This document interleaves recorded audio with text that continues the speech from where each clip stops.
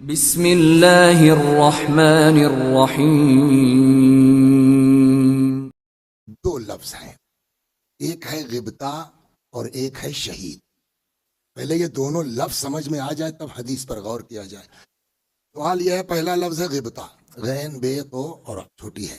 غبطہ کے معنی کیا ہے پہلے یہ سمجھنا پڑے گا۔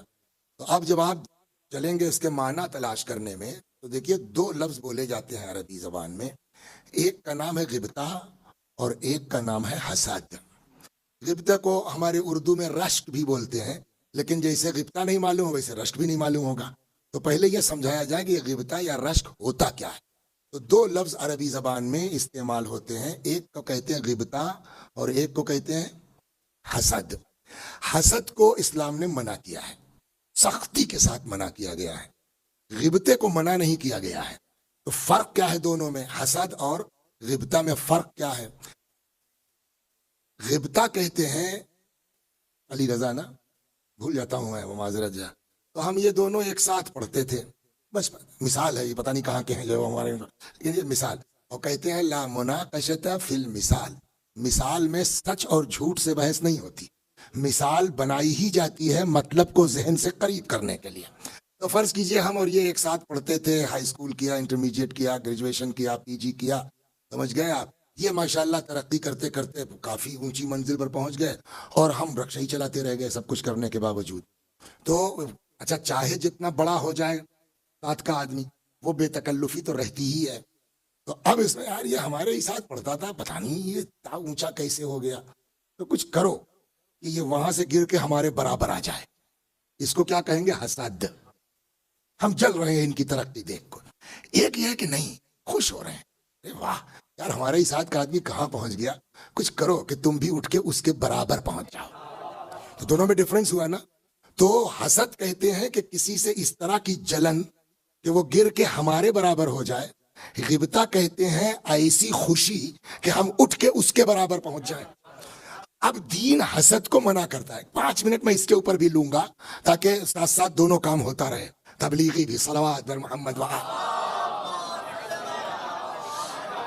جب آپ جو ہے وہ بچپنے میں، ہو سکتا ہے آپ لوگوں میں سے کوئی ہو کہ جو مولوی صاحب جنہوں نے نماز سکھائی تو انہوں نے قنوت میں یہ جملہ سکھایا تھا، اب آپ لوگوں کو نہیں معلوم، ہم لوگوں کو بچپنے میں، کہ دعا کیا کرو اللہم اجعلنی محسودا ولا تجعلنی حاسدا، پالنے والے ہم کو ایسا بنا کہ لوگ ہم سے حسد کریں، ہم کسی سے حسد نہ کریں۔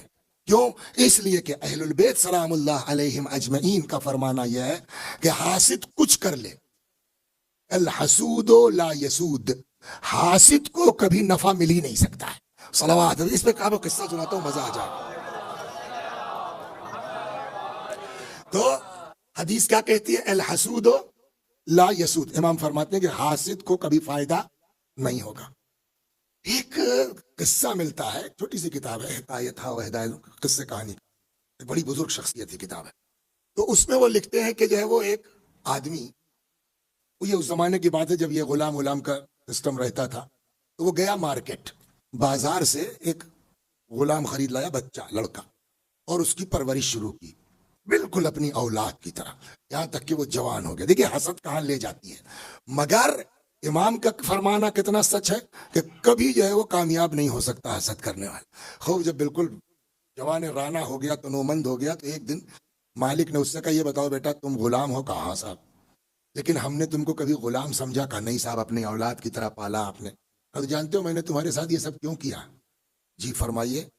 کہ تم سے ایک بہت اہم کام لینا ہے، بولو کرو گے؟ اس نے کہا ارے صاحب آپ ہمارے باپ کی طرح، فرمائیے۔ کہ نہیں پہلے وعدہ کرو، کرو گے؟ خوب اس سے جو ہے وہ پکا وعدہ لے لیا۔ کہاں کریں گے؟ کہ جو کہہ دیں، کہ آپ جو کہہ دیجیے میں کروں گا۔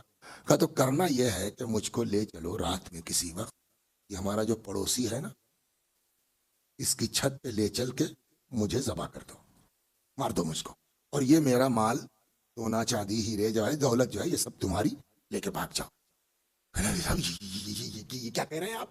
بھلا کوئی آدمی دنیا میں ایسا ہے کہ جو اپنا قتل کروائے گا اور اس کے لیے پیسے بھی دے رہے ہیں آپ؟ خیریت تو اب دیکھیے حسد کا، کہنے اصل میں تم نہیں سمجھو گے بیٹا میری کیفیت اندر سے کیا ہے۔ یہ جو آدمی ہے، ہم دونوں نے بزنس ایک ساتھ شروع کیا تھا، اور میں جتنی کوشش کرتا گیا الٹا ہوتا گیا۔ اور یہ بڑھتا چلا گیا. اس کو میں نے گرانے کی بہت کوشش کی مگر کبھی کامیاب نہیں ہوا. یہ اور ترقی کر, اب مجھ سے اس کی ترقی دیکھی نہیں جا رہی ہے. تو بہت غور کیا, ایک ہی چیز سمجھ میں آتی ہے کہ لوگوں کو پتا ہے کہ میرے اس کے حالات کیا ہیں. تم قتل کر کے بھاگ جاؤ, جب صبح اس کی چھت پہ میری لاش نظر آئے گی تو سارے محلے والے گواہی دیں گے, پولیس بھی سمجھ جائے گی کہ مارا اسی نے ہوگا, دشمنی ہے ہی ہے, لاش ٹھکانے نہیں لگا سکا. میں زندہ رہوں یا نہ رہوں, کم از کم میرے مرڈر کے کیس میں پھنس کے یہ تو برباد ہو جائے گا. صلوات, غور کر رہے ہیں کیا ہوتا ہے؟ اسی لیے ہم بچوں سے گزارش کرتے ہیں اپنے بھائیوں سے کہ بھیا کچھ ہو جائے دعا کرو خدا سے کہ اللہ اس حسد کی بیماری سے محفوظ رکھے. یہ حسد دنیا بھی برباد کرتی ہے, یہ حسد آخرت بھی برباد کرتی ہے. اچھا اب لڑکا ہی تو نہیں, ہاں وعدہ کر چکے ہو, بہرحال لگتا وہ ہوا, اس نے بھی سوچا یار یہ بیوقوف آدمی خود ہی مرنا چاہتا ہے, میرا کیا. ٹھیک, رات کو اس نے جا کے ذبح کیا, ان کا مال و دولت لے کے فرار. جو اس نے پلان کیا وہ پلاننگ پوری صحیح اتری, لیکن ایک اوپر والا بھی تو ہے نا. آپ چاہے جتنی پلاننگ کر لیجئے, تو اس کی پلاننگ بالکل سیٹ. صبح وہی ہوا, پبلک نے بھی جو ہے وہ گواہی دے دی کہ ہاں صاحب ان کے تعلقات اس طرح کے تھے, بالکل پورا یقین ہوگا کہ انہوں ہی نے کام کیا. لہذا رک کر کے ایک بات اور کہہ دیں اپنے بچوں سے, دین منع کرتا ہے کبھی ادھر ادھر سنی سنائی باتوں پر یقین مت کرو. قرآن کہتا ہے لا تقف ما لیس لک بہ من العلم ان السمع والبصر والفؤاد کل اولئک کان عنہ مسئولا. دیکھو ہر چیز پر کان مت دھرو, یقین مت کر لو, اس لیے کہ کل کو قیامت میں ہر چیز سے زبان, دل, آنکھ, سب سے کان سوال کیا جائے گا.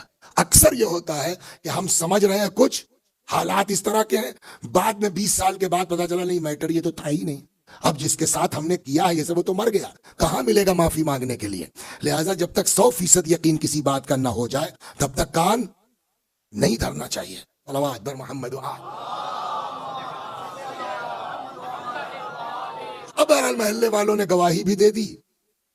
او بیچارہ, اس کو ایک فرشتوں کو کچھ پتا نہیں کہ کیا ہوا ہے, لیکن چونکہ اس کی چھت سے لاش برآمد ہوئی ہے, محلے وہ بیچارہ اریسٹ ہو گیا. یہ پیسہ لے کے فرار. کب کون بدل جائے اس کی کوئی گارنٹی نہیں لی ہے. ایک سے ایک تلاوت کرنے والے, ایک سے ایک قرآن پڑھنے والے, ایک سے ایک نمازی تھے نا مدینے میں, سب ٹہلتے رہ گئے. اور جو امام حسین علیہ السلام کو گھیر کے کربلا لایا وہ علیہ السلام بن گیا راتی رات. تو یہ بھی بات کہہ دو کہ خبردار کبھی اپنے کو کسی سے اچھا مت سمجھو, اور کسی کو, اسی لیے روایت کیا کہتی ہے, یہ بھی بیچ میں بات آگے سنتے چلیے, روایت کیا کہتی ہے, سب کی عزت کرو.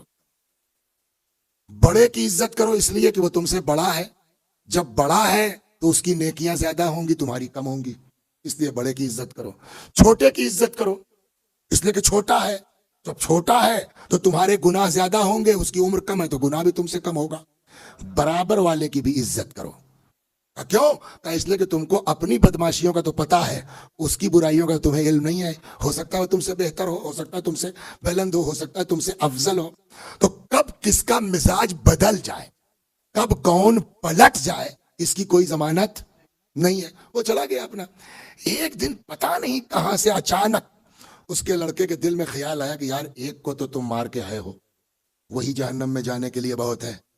اس لیے کہ قرآن بھی کہتا ہے کہ جو جان بوجھ کے کسی مومن کو قتل کرے گا فجزاؤہ جہنم, سیدھے سیدھے قرآن کی آیت ہے, اس کی سزا کیا ہے, بس اور بس جہنم ہے, صرف جہنم ہے. تو ایک کو تو تم نے مار ہی دیا ہے. اب اگر تم جا کے پیش نہیں ہو جاتے ہو تو دوسرا بیچارہ بلا وجہ مارا جائے گا. چل کے جو ہے وہ کم از کم صاف بات کہہ دو, مار ہی دیے جاؤ گے, کتنے دن زندہ رہو گے. تو ہو سکتا ہے کہ پھانسی لگ جائے, اس والے گناہ سے بچ جائے, مین تو آخرت ہے. اب ڈال دیا خدا نے اس کے دل میں, وہ بھاگا ہوا واپس آیا اس شہر میں, اور اب جج صاحب ہے بالکل فیصلے کے قریب ہے کیس, اور یہ سیدھے عدالت پہنچے. میلارڈ قاتل یہ نہیں ہے, قاتل کیا مطلب, ان کی چھت سے لاش برآمد ہوئی, سارے محلے والے گواہی دے رہے ہیں, تم اچانک کہاں سے آ گئے بھائی, قاتل یہ نہیں میں ہوں. تو اس نے پوری داستان سنائی. تب پبلک بھی نے کہا ہاں یہ تو ہم لوگوں نے غور ہی نہیں کیا, تب سے یہ غائب بھی ہے, کہاں تھا, اس کا تو دماغ ہی نہیں گیا. بہرحال جب جج کی سمجھ میں آ گیا کہ یہ صحیح بول رہا ہے تو اب اس کے لیے کیا ہوگا, تو اس کو تو بری کر دیا گیا. اب کیس چلا اس پر, لڑکے پر. اب جج صاحب نے صحیح کیا غلط کیا اس سے ہم سے مطلب نہیں ہے, لیکن داستان یہ ہے اب جب اس لڑکے کے فیصلے کی بات آئی تو جج صاحب نے فیصلے میں لکھا کہ یہ قاتل ہے، اس نے اقرار کیا ہے اور اس کی سزا پھانسی ہے، مگر اگر یہ آ کر کے اقرار نہ کر لیتا تو میرے قلم سے ایک بے گناہ کو پھانسی ہو جاتی. تو اگر ایک کو مارا ہے تو ایک کو بچایا بھی ہے، بقیہ خدا معاف کرنے والا ہے، خدا سزا دینے والا ہے. میں اس میں کہ میرے قلم سے ایک بے گناہ جو پھانسی لگنے سے بچ گیا ہے، میں اس شکرانے میں اس لڑکے کو بھی باعزت بری کرتا ہوں. اب واپس آئیے، اس آدمی نے، تاجر نے اپنی جان کیوں دی تھی؟ کہ میں زندہ رہوں یا نہ رہوں، میرے قتل کے الزام میں پھنس کے یہ تو برباد ہو جائے گا. تمہاری جان چلی گئی، اس کا کچھ نہ ہوا. یہی تو امام کہتے ہیں الحسود لا یسود، حاسد کبھی کامیاب نہیں ہو سکتا.